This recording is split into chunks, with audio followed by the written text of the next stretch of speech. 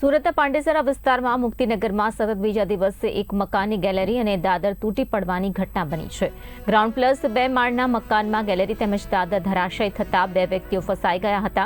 આ ઘટનાની જાણ થતાં ફાયર બ્રિગેડ તાત્કાલિક સ્થળ પર પહોંચ્યું હતું અને રેસ્ક્યુ ઓપરેશન હાથ ધરાયું હતું। આ ઘટનામાં રિક્ષા અને બાઇકને પણ નુકસાન પહોંચ્યું છે, જોકે સદનસીબ જાનહાનિ ટળી છે। ત્યારે ફાયર વિભાગ દ્વારા કાટમાળ દૂર કરવાની કામગીરી કરવામાં આવી રહી છે।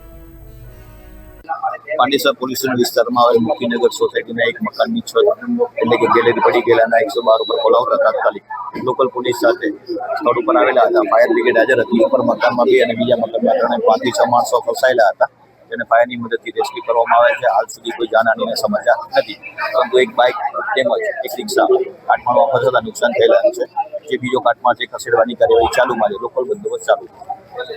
હું પાંડેસરા વિસ્તારમાં ચેકિંગમાં આવેલો હતો ત્યારે ફાયર કંટ્રોલ રૂમ દ્વારા કોલ મળ્યો હતો ને હું બુલેટ લઈને તરત જ ઘટના સ્થળે સૌથી પહેલા આવી ગયો હતો ને નીચે જોયું તો એક 2 વ્હીલર તેમજ એક રિક્ષા દબાયેલી હતી ને પહેલા મારે 2 માણસો ફસાયેલા હતા।